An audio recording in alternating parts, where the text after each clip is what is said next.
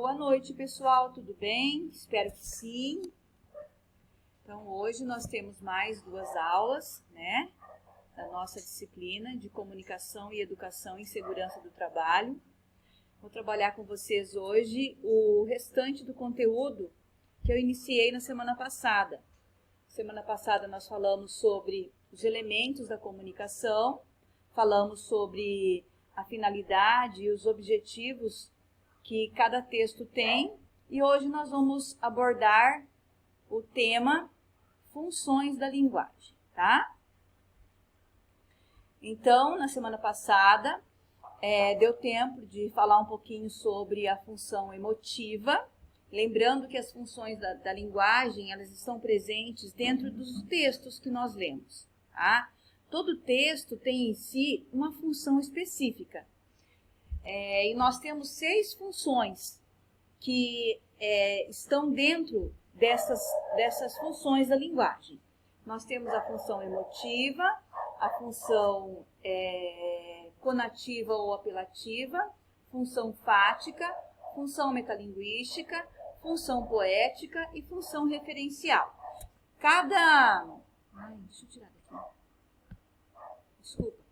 Cada função que eu vou apresentar para vocês, ela está relacionada a um tipo de texto que nós lemos.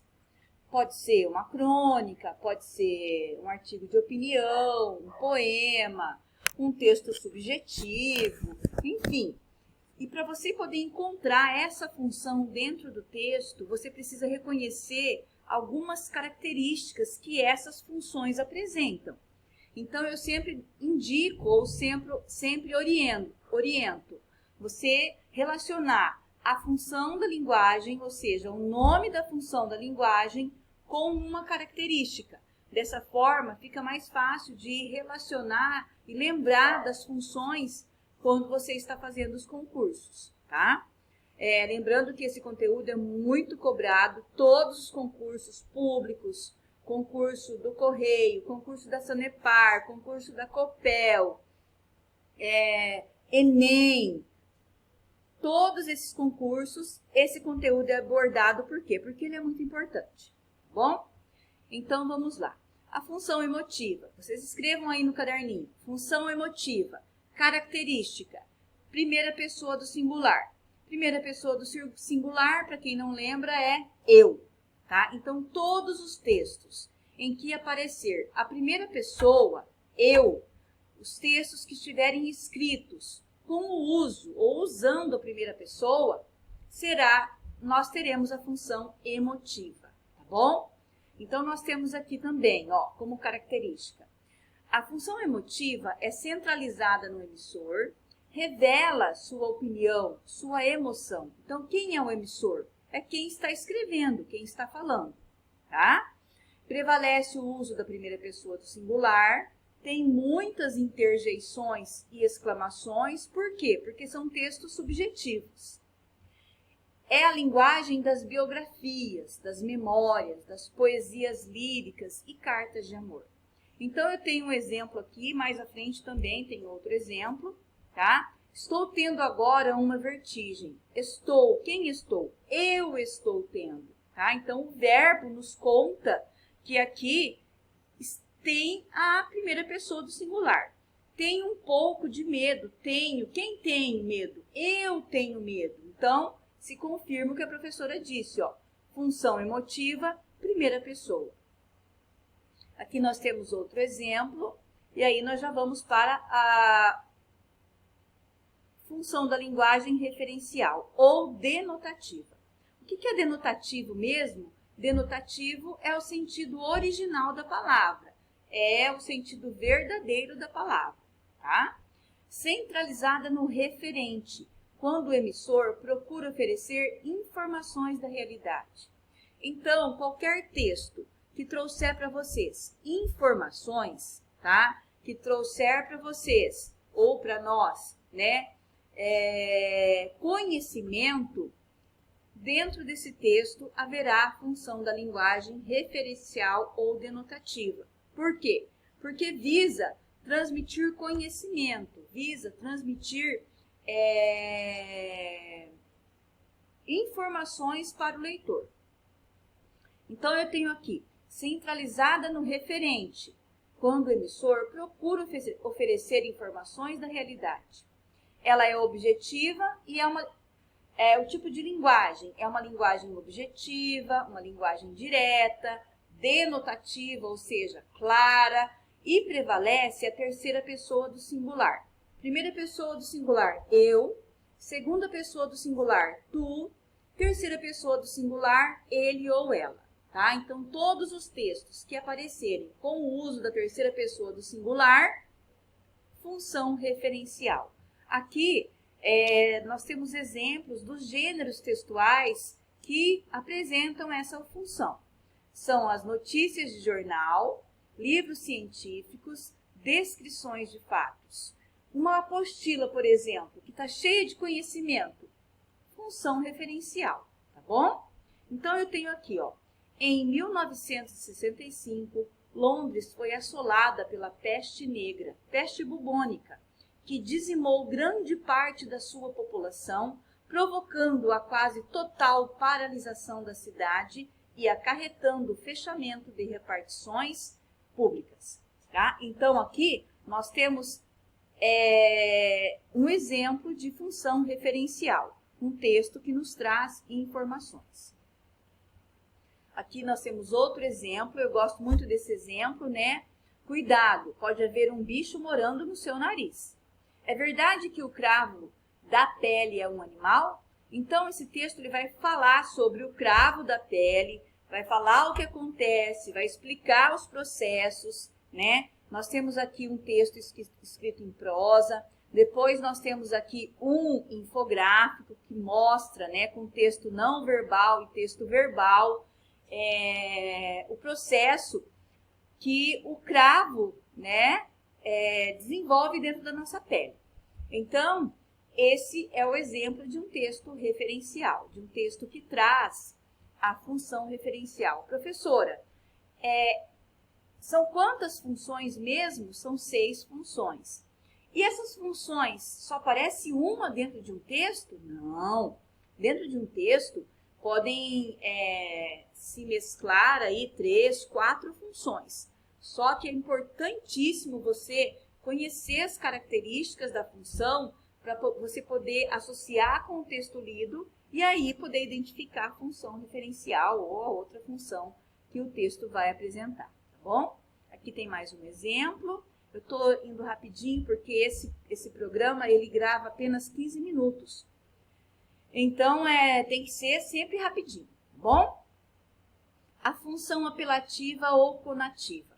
A função apelativa ou conativa, não vão confundir com conotativa, tá? É função conativa. Ela é centralizada no receptor. O emissor procura influenciar o comportamento do receptor.